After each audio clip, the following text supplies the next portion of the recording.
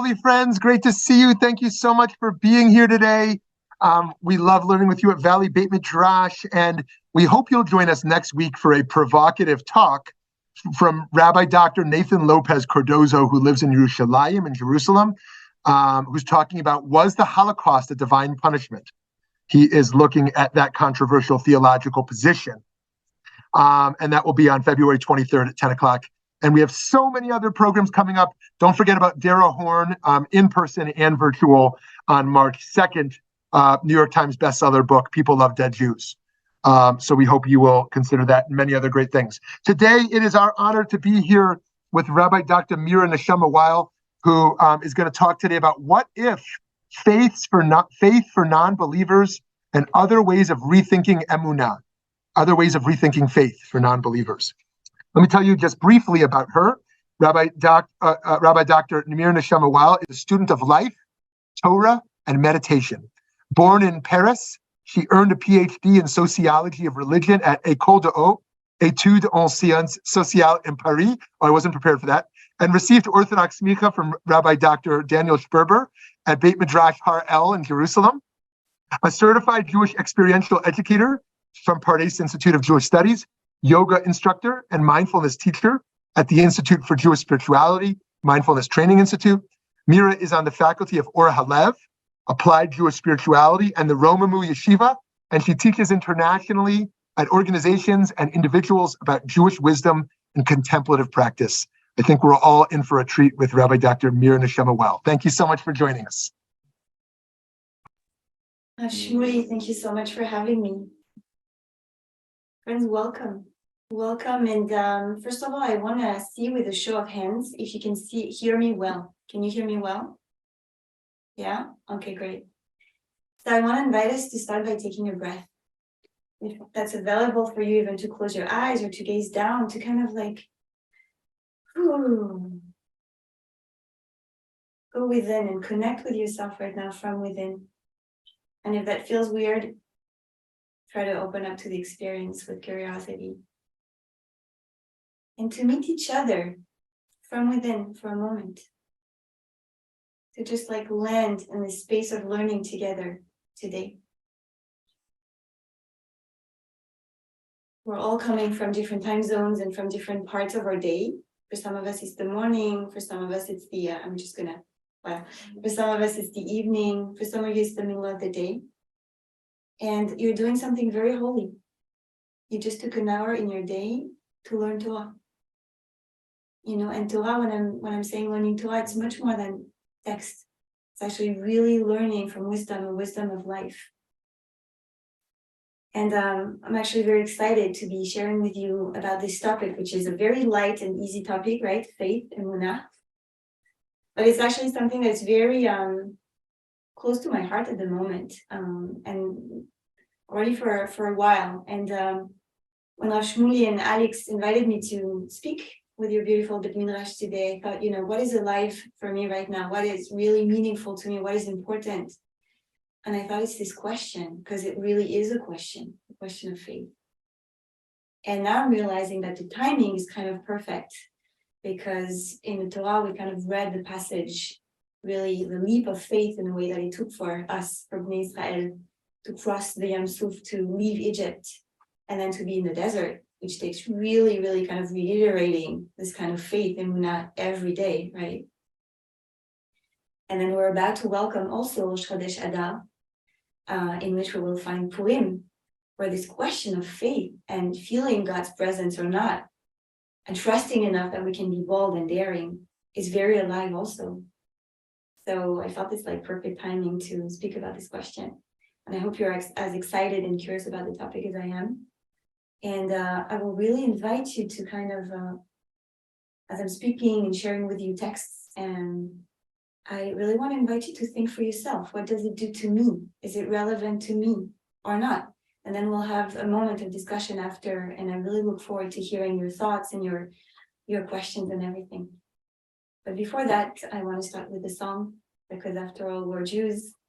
And I feel very close personally to the Hasidic tradition of really, really starting by kind of attuning our bodies and our souls and the ruach, really the spirit, and also the breath, the wind that goes through the throat and everything through song.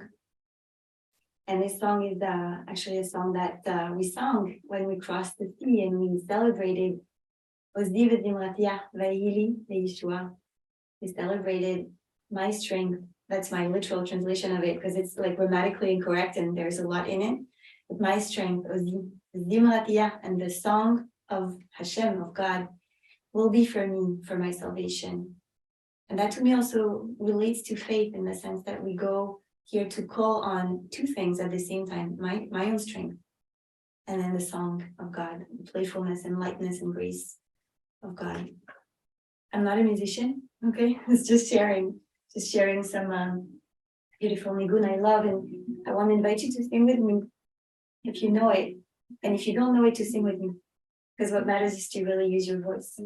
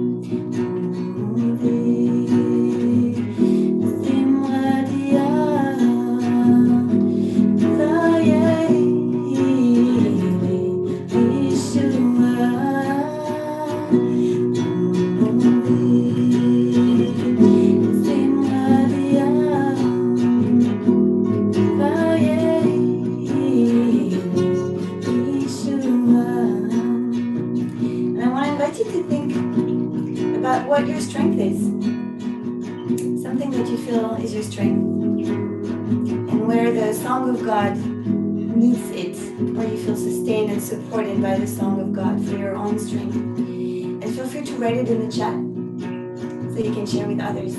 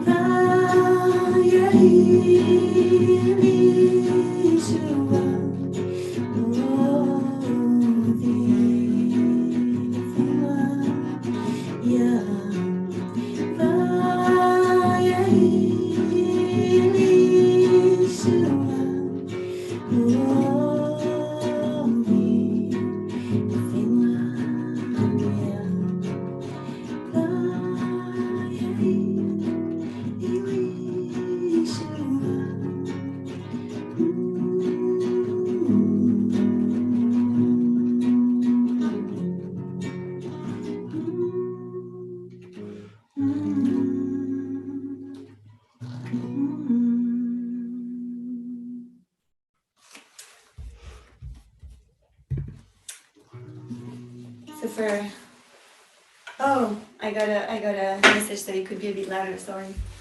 So for Ethan, their strength is their family and community and loved ones. And for Lauren, is singing on Friday night during Kabbalat Shabbat. Beautiful. For me, part of my strength is emuna, is faith. And it hasn't been kind of like a steady linear journey. I don't know for you. And I actually want to invite you to take a moment, including your friends who are with us with the podcast and the recording, to take a moment to think about your own faith. Like, what is my faith? What does it mean to me, emuna, faith? What do I believe in? Who do I believe in? Do I call it God? Do I call it something else? Just take a moment of reflection. What is it for me? How is it alive? Or maybe it's not alive. Maybe I have a crisis right now. Or maybe I'm actually a Jew who doesn't believe. Which, by the way, is really not a problem, actually, because our religion, unlike Christianity or Islam, is really not founded on belief. Right? It's really founded on belonging. What we're born into. And then the whole question of how do we choose what we didn't choose? How do we choose who we are? How do we choose a relationship? How do we choose to relate with Torah, with mitzvot, with Hashem? And I really want to invite you to be very true, very, very true with yourself right now. Like not trying to, nobody has anything to prove, or there is no right or wrong, or good faith, bad faith, or good Jew, bad Jew. Just open questions, really open questions. And I think it's very important to question things that sometimes we tend to take for granted, right? And then the second layer of question is, where does that come from? Your relationship to your faith, your relationship to God or not, right? Is it something that comes from your family, the social environment you grew up in? Does it come from things you learned at school or you heard in shul? Does it come from books you read? Does it come from your own journey? All right, I think it's very important to kind of question, where is it coming from? And how did my life experiences and the people and the social environment and the systems that educated me, how did that impact my own relationship to what we call emuna, faith?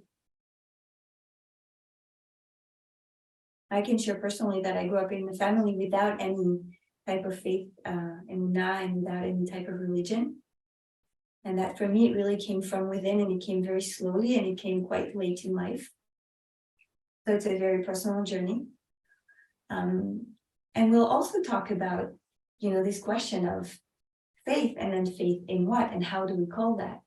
Because there is more than the question of faith in God here. It's also, how do we trust life? How do we relate to life? Do we tend to see ourselves as someone having an optimistic approach, right, to the future and to life?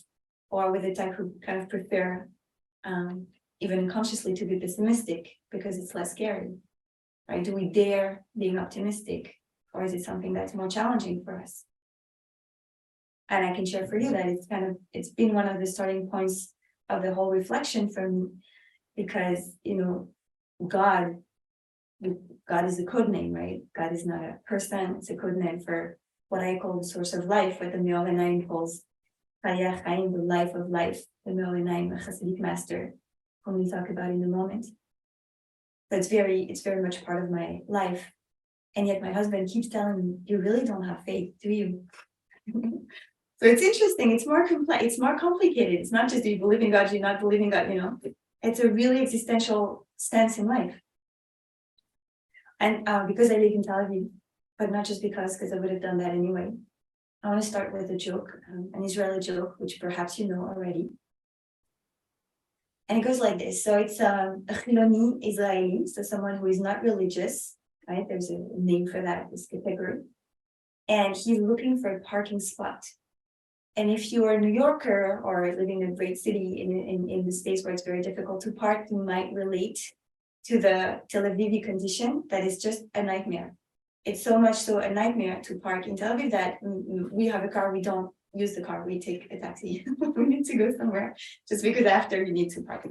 So he's looking for a parking spot. And he's looking and he's going around the blocks and around the city for like an hour. And after an hour, he can't take it anymore. And he's like, okay, God, okay, you know what? If you exist, if you're there, and if you find me a parking spot, I promise I'm doing tshuva. So he was lifting his eyes and looking up and saying that. And he looks down and in front of him, and he hasn't finished his words. He sees the car parked in front of him, 50 meters, leaving the parking spot. And so he says, oh, that's okay, God, I found, thank you.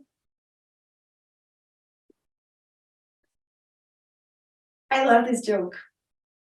And one thing I love about this joke is that it actually reminds us that somehow this idea of calling upon something greater than us in dire moments, in difficult moments, is almost part of our DNA as humans. You know, there are a lot of stories of people very unreligious who in really times of, so this is a joke, right? It's looking for a parking spot, but in times of distress, in times of terrible illness, you know, just they don't even know why this is what came from them, right?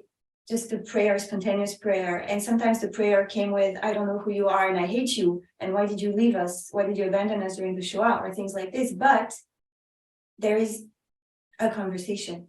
There is something coming. There is a famous story of a rabbi in Israel who's Chabad now, and who was also like a Chiloni Israeli, like really not religious. And he went in the trek in the Himalayas in India and Nepal, and at some point he almost died in the snow. And he, when he was there, he had the Shema coming, just coming out of nowhere, just out of nowhere. So there are things in us. There are things in us, and it's a great mystery. And I think it's part of faith. Actually, it's part of faith, and it's part of what the divine is. This great mystery, but this kind of deep intuition, something that comes out sometimes, and we don't know where it's coming from.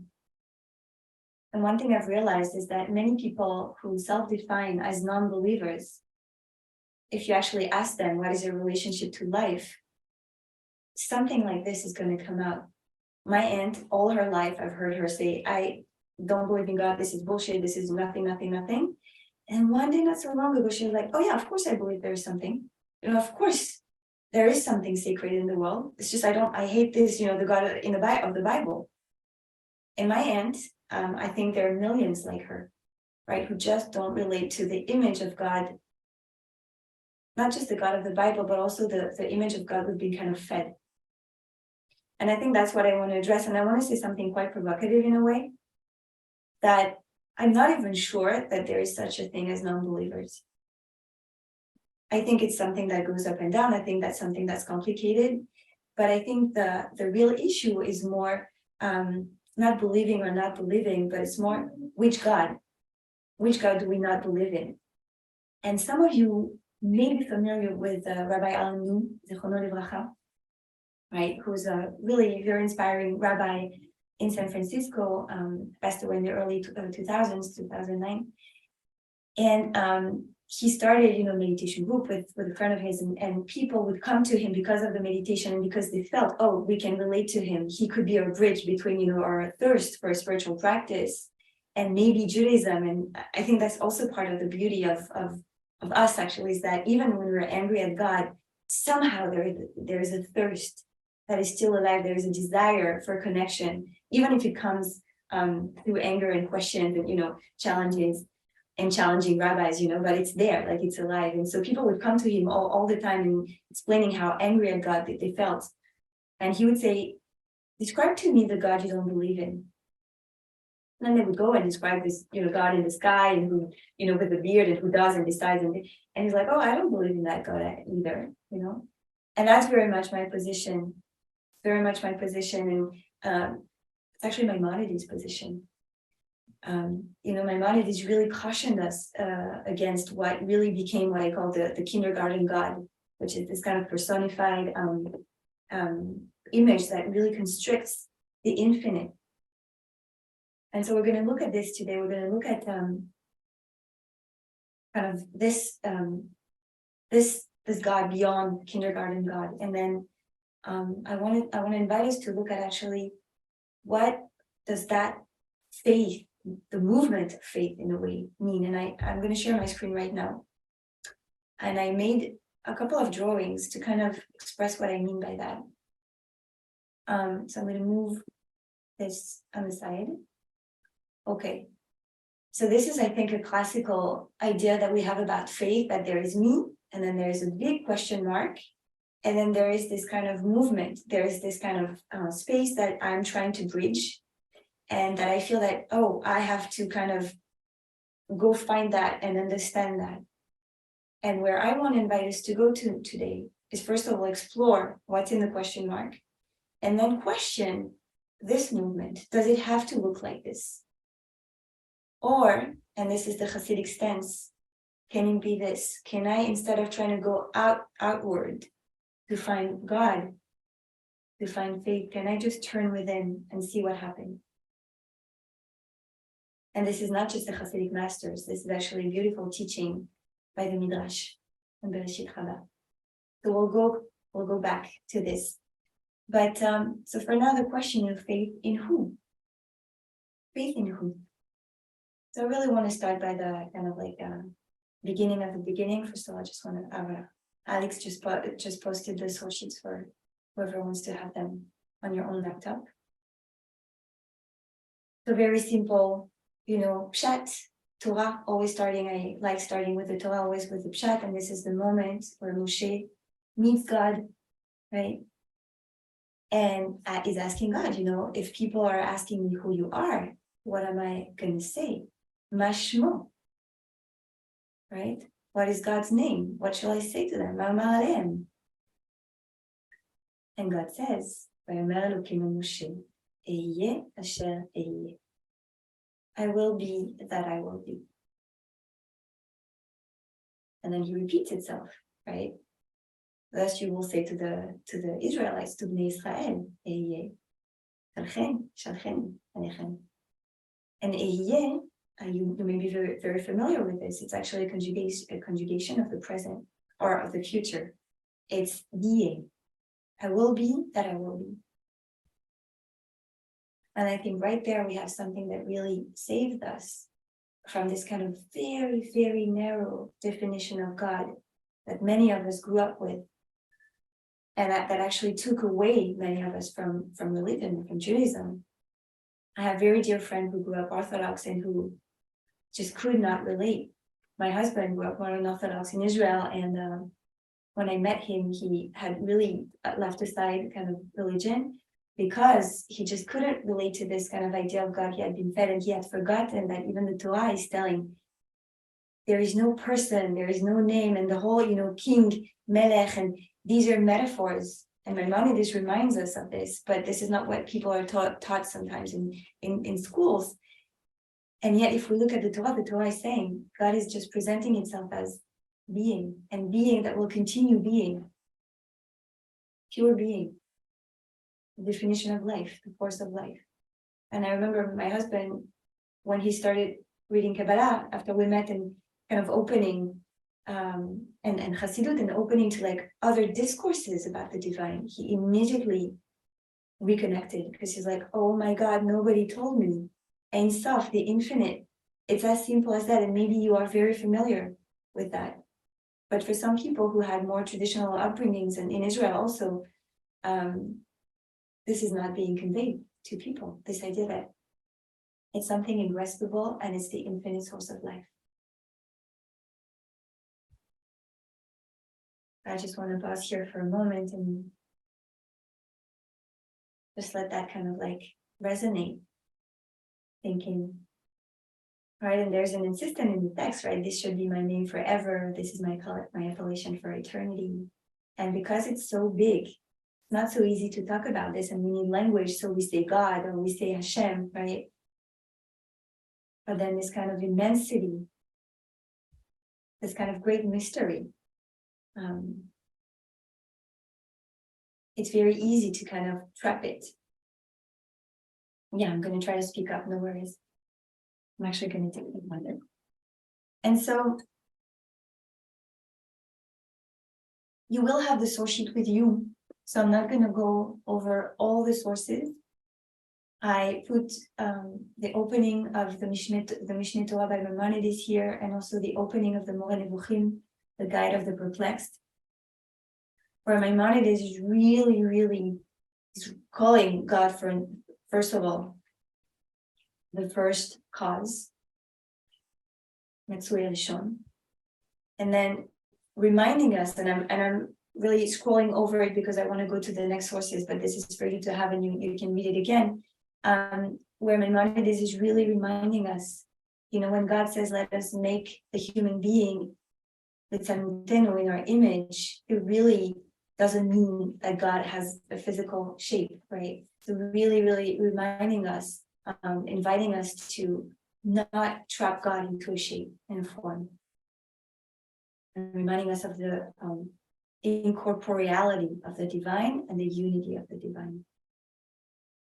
And yet, we forget that. We keep forgetting that because it's not so easy to grasp the ungraspable, right? The theology that Maimonides was talking about has been called negative theology, because in a way there is nothing we can say because it's so beyond words. And then the question is, where can we find the faith? Where does it come from and where does it go? Where can we encounter the divine?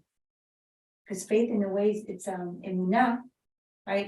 It's a way of saying I have a relationship. I don't know what this is. It's a great mystery, but it feels very real to me.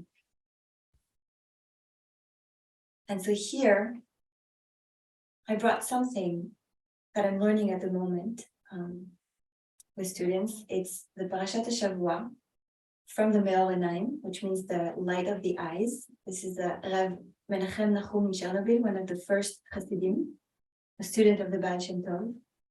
And he really is one of the first ones to talk about really this idea of meeting God from within and actually meeting God within. And he has this absolutely gorgeous way of talking about the divine. First of all, he reminds us something that you may be familiar with, this idea that that the earth is full of God's glory. Melo kol haaretz kvodo. Right? And this is something in a way that Spinoza was talking about, the kind of sense that there's a divine presence everywhere. And maybe this is something that speaks to you, maybe not.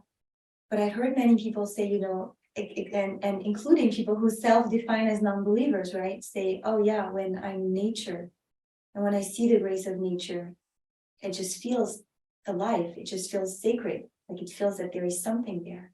So this is another language to say, the kind of the glory of the divine feels the whole earth. I was also struck also when I hear a lot of non-duality teachings, secular non-duality teachings. And so these are people who are really a-religious. And it's funny because when they talk about life, they keep talking of how sacred it is, that there is sacredness that is palpable, that there's something deeply alive. And so the kind of other side of the same coin of Melo kol haaretz kvodo is ein od milvado. There is no place devoid of him. Meaning, it's the same way of saying the same thing with a twice negative form, right? That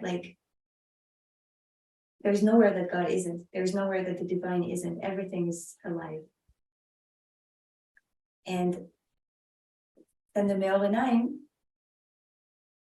is inviting us to a spiritual practice that I find very, very beautiful.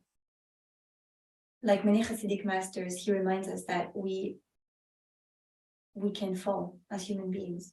Sometimes we get, desperate. Sometimes we get depressed. Sometimes we lose trust, and not just in life or in God, in ourselves, right, in people around us. And he's offering a way to work with this. And what he's saying, basically, and I'm scrolling down again because I want to go there. He's saying it starts by kind of acknowledging the divine presence within us. This idea that my life, right, me today, Mira, this body, this woman, the life that breathes in me is not just me, is something else. is the life of life moving through me. And so he's calling God, yes, this very, very beautiful way of calling the divine, Chaye HaChaim, the life of life.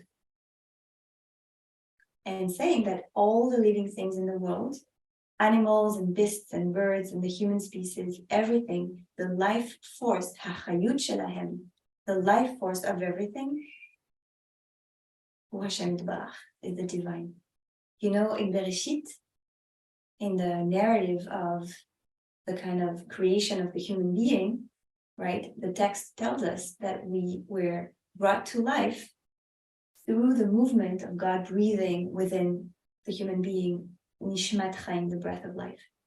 And in meditation, when we do this practice of feeling our breath, there is always this invitation to notice, is it me breathing right now? Or is it something happening? Is it a breath breathing itself by itself through me? And I want to pause here again and invite you maybe to close your eyes again and to take a moment to feel that, to bring curiosity to your breathing.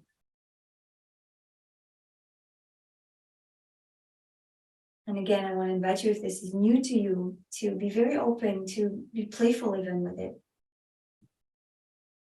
To be open to explore. To feeling your breath moving through you naturally at its own pace. Without you needing to do any specific effort for that. And then when you bring curiosity to it, when you really observe the phenomenon, you begin to ask yourself, is it me breathing? Does it take any, willpower? Does it take any action from me?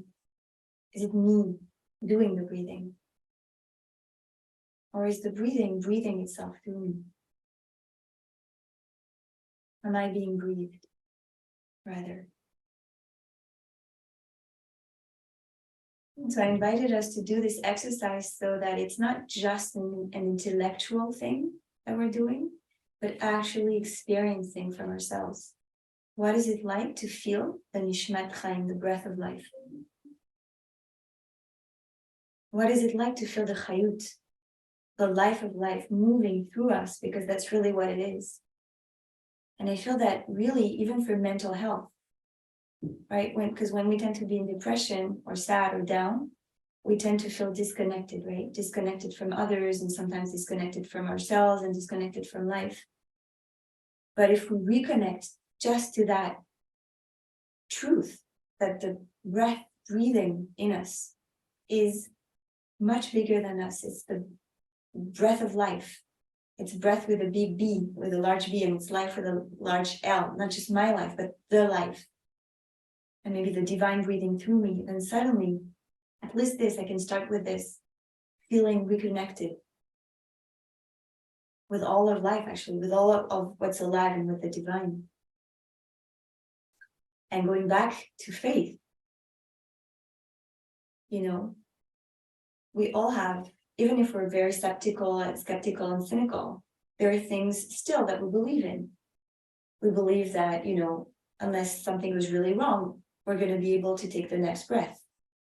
And we're going to be able to hopefully wake up the next morning, right? But at least we believe we're going to be able to take the next breath. So there is faith because there are things that we believe in and that we trust in a way, even if we have no guarantee, right? And one of the things we can really nurture in terms of our faith is, when I take the next breath, I really connect to the divine. I connect to the sacred force of life. I connect to something so much bigger. And here I also want to add that, again, you don't have to believe in God. Again, if the God language is complicated, first of all, there are many, many words. I like source of life and life of life.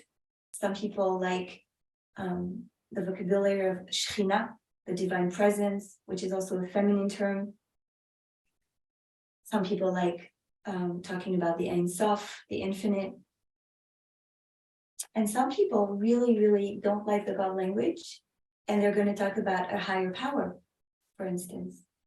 And again, like talking about non-believers, quote unquote, the 12-step programs like Alcoholics Anonymous and things like this, which are wonderful, amazing programs that really help people recover from addiction, their kind of basic premise is for people to kind of realize that there is something bigger than them and that they can rely upon it.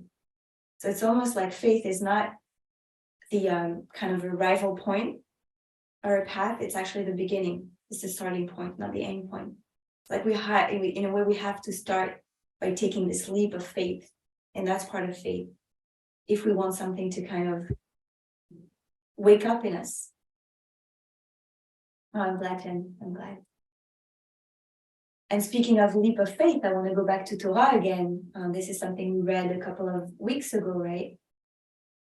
When Bnei Israel were stuck between the sea in front of them and the Egyptian army behind them. And they started crying out to Moshe and they were very scared. And Moshe said, don't worry, tityatzvu u'u Yeshuat Elokim. Calm down, stay stable, stay still, and you will see the salvation that God will make. And Moshe, by saying this, he was embodying one posture of faith, which is to say, I trust God will take care of it. I don't have to do anything. And do you guys know what was God's reaction? Just want to see by your faces, if anybody. So God is very interesting because God doesn't say, great, Moshe, you're right. You guys should just trust me and I'll, take care of it. He says, I forgot the exact terms, but something like, why are you crying to me right now, Moshe? Tell them to get going. Tell them to get started. And that's for me, this scene, it really encapsulates what faith is about. On the one hand, a deep trust and kind of trusting that life will take care of it. But on the other hand, the fact that we can't just stay still and wait and see, that we have to get going, that we have to make the first move, that we have to walk. And only when we start walking, something starts happening. And I'm sure you've all experienced this in your life. If you were changing, jobs or living a difficult relationship or starting something new, right? You had to start going for things to start opening in front of you, right? And this is actually a midrash on this moment, telling us that nobody wanted to make the first step in the sea because it was still closed in front of us. How scary. But that Nachshon ben Aminadav started, and he started walking until he had water up to the chin, and then the water started opening. So that's part of faith, is that on the one hand, we need to have this kind of boldness and courage to trust. And on the other hand, we need to have the courage to get going and to not wait passively. And now going back to the Romemu, he's inviting us to do a little practice, a little meditation, actually, exercise, which is an inquiry. When we feel down, starting by acknowledging kind of like the lower point, the most basic of things we can acknowledge. Halo chayani, I am alive. I may feel terrible, I may feel desperate, I may really feel like I'm at the end of it. I'm alive. This is something I can't deny. I'm alive. And then bringing question to this. What is this life of mine? And starting from the premise, which is also a choice, right? Faith, there is also a notion of choice in faith. I choose to see, to acknowledge, to feel that this kind of life force and the life of life is not just mine. And then what is this life here? Oh, well, that's the divine, that's the creator, that's the source of life breathing into me. And this is a practice I do with students on one-on-ones and with people sometimes who feel down. And it's actually extremely powerful. We're not going to do it now because we don't have the time, but this kind of inquiry, really going within and feeling for real the source of life breathing within us.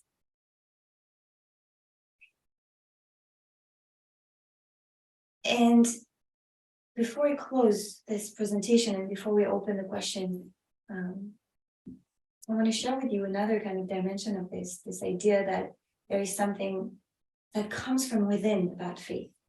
And that's a beautiful midrash about our first patriarch, our first forefather, Avraham Avinu.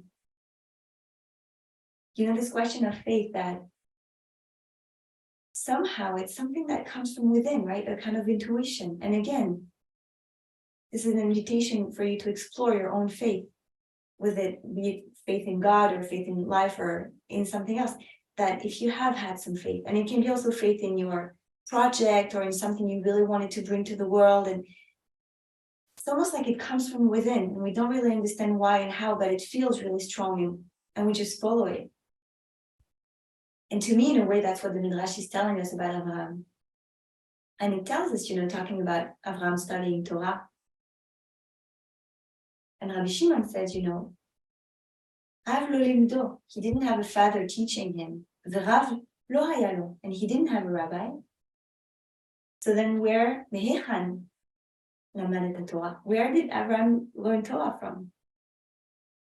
And then the Midrash says, well, God arranged for him his two kidneys. He made his two kidneys available, like two rabbis. And they were nourishing him and teaching him Torah v'chokhmah. Torah v'chokhmah.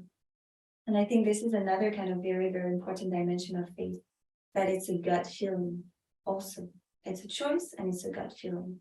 And then it's a choice to listen to this gut feeling and to give it credit. I'm just going to listen to it. I'm just going to trust it enough. And one thing that can help us,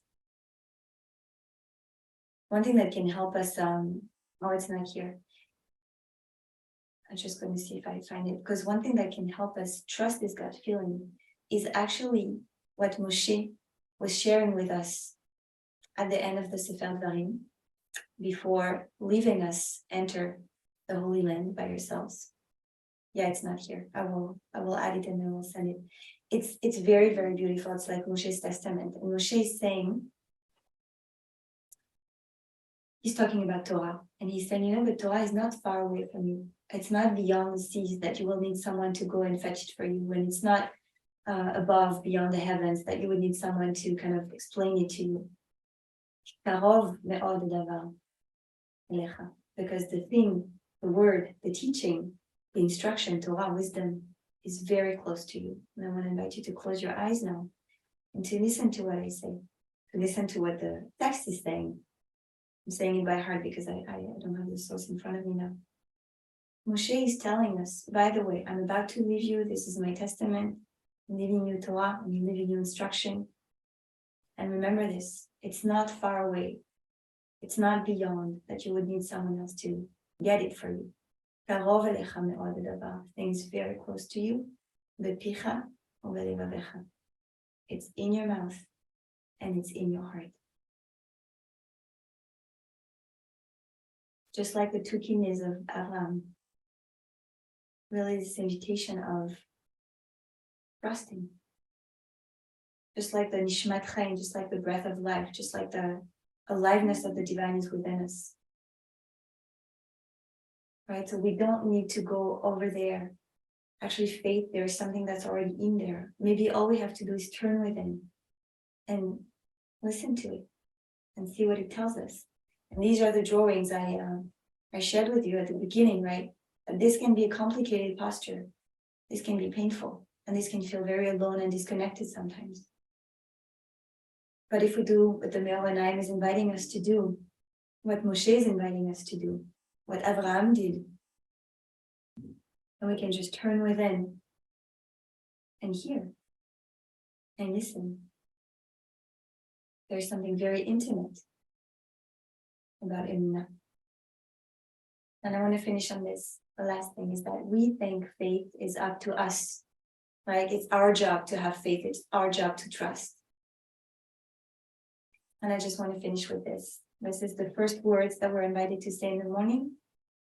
When we wake up, Moda ani lefanecha, melech chai v'kayam, she'chezarta bi nishmati b'chemla, rava emunatecha. So we acknowledge that we're alive, basically. Because Modani is not just grateful I am, thankful I am. First and foremost, it just says, I acknowledge that I'm alive. I'm alive.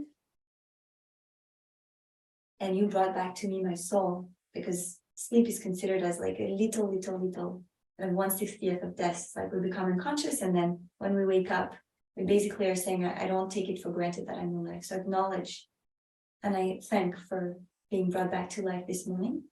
And then what does it say at the end? Rava emunatecha. Great is your faith. Great is your trust. So basically, when we wake up in the morning, we say to God, I'm grateful. Great is your trust. And so many commentators have said, great is your trust in me. I'm acknowledging that because I got this one more day to live, it really means that you God, or you life, using your own God language or non-God language, you trust me enough that I'm here. And my proof of your faith in me is that I'm here. And I'll stop sharing my screen here.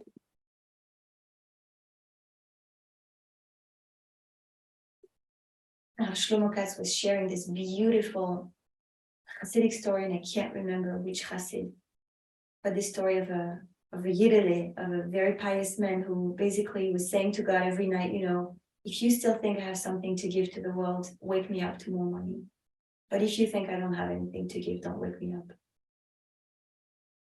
And it's a way of saying, when I wake up, it's because I really, really feel that it's because life trusted me enough and thought I had still something to do, something to contribute to the world today, and this is why I'm here. So friends, I think it also brings a lot of lightness to faith, to remember that it doesn't start with us. It doesn't start with me having to have faith in God. It actually starts with me being invited to receive the faith that God, or the faith that love, that life has in me. Faith is first something we can receive and we can rely on, and then we can draw upon, just like oxygen or water, so that we can go in the wind. Let's take a breath together.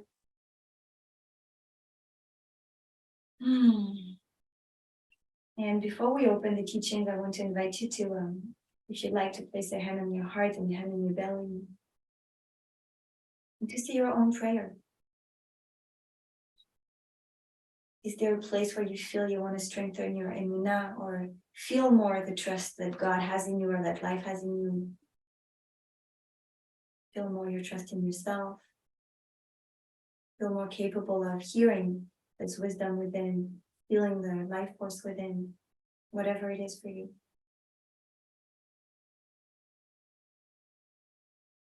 A moment of prayer for your own faith, for your own emuna to be strengthened.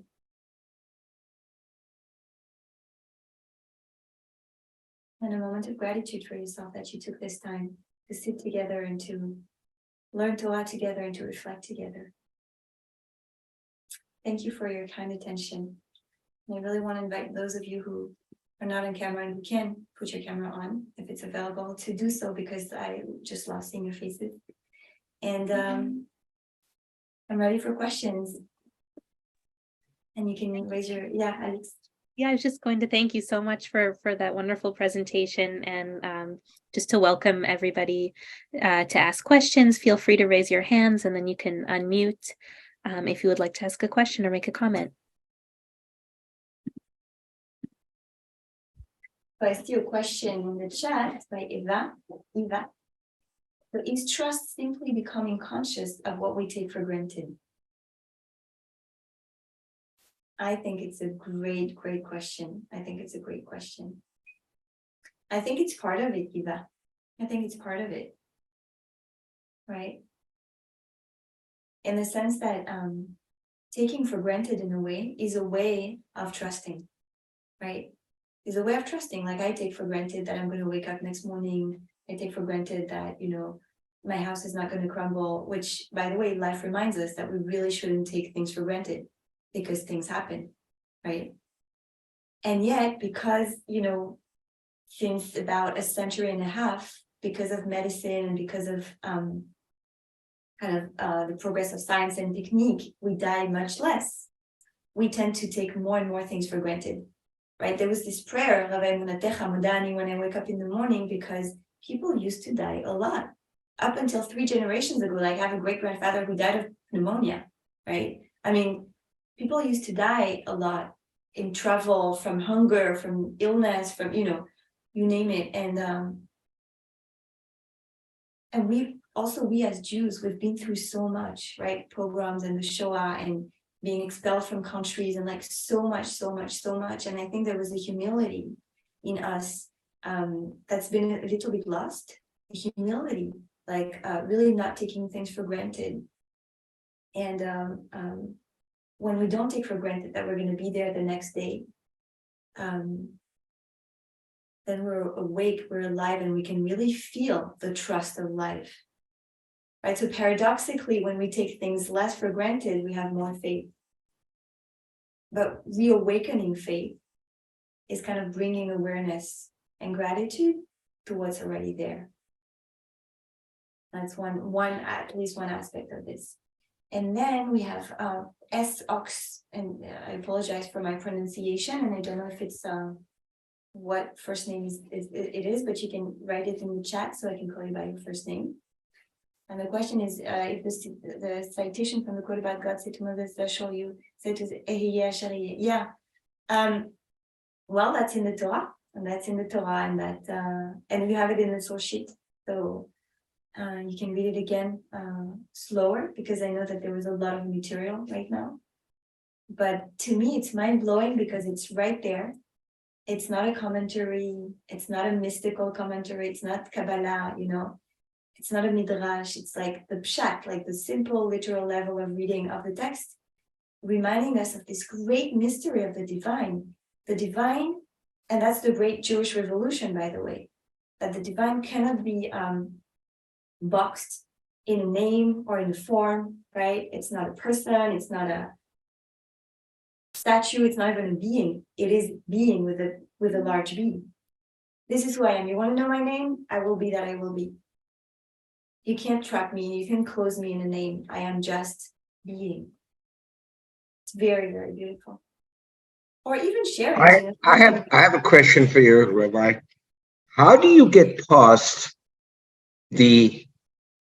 some people will say, compelling question or argument of an individual who believes they think very logically, rationally, and scientifically, and then say to you, give me proof. Give me some proof that I should experiment with faith. Someone looking for something tangible. Thank you. Thank you, Alan, for your question. I'll tell you, I've heard some scientists, mathematicians, and physicians, and they all say the same thing. The more you become sophisticated and precise in science, the more you get to a point of mystery. You the more, like, right? So scientists, all of them, if you take a question and you take it to the end, at the end they're going to be like, I don't know. We don't know. It's a mystery.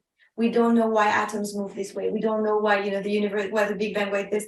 At the end of everything is a great mystery. I think it's Einstein talked about this. Einstein actually talks very beautifully about God, and he's self-defined as a non-believer. He talks so beautifully because I think the more you're attuned with the crazy mystery of the universe, the more you realize how small we are, and the great mystery, basically. And then another thing I can say, and that's personal, but it's like the most relevant things in my life, and maybe in yours, all of you, I'm curious to hear, the things that were like so clear. I never had any proof for that. I never had any proof that, my husband was going to be the right one. I never had any proof that I was meant to do this or that, we don't have proofs. Like, proof is a small thing. It's on another level, but the biggest things in our life, and the biggest thing we were able to, and ready to dedicate everything to, and to give everything and to take big leaps, it's because we had this deep intuition. And that's the great mystery also, this deep intuition that sometimes when we feel aligned and we just know, this is where I want to live, this is what I want to do, this is, when we are aligned, right? So yeah, I really don't have a problem with people wanting, proofs and rational discourses, because the truth is, for the real things, they're never our proofs. Thank you for your question. I just look at the world like you look at flowers and there's an intelligence to the design, right? Mhm. And I mean, like it can't be random. It just can't.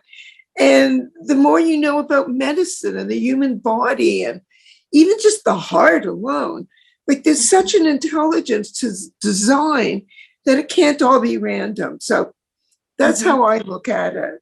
Yeah, and that's exactly how Maimonides looks at it. Like this is Maimonides' argument. Maimonides actually tells us something very beautiful. He says, you can't meet God directly because God, and by the way, that's why I trust our God in a way. I trust it because it's beyond all my human projections, right? And so Maimonides says you can't grasp this great mystery.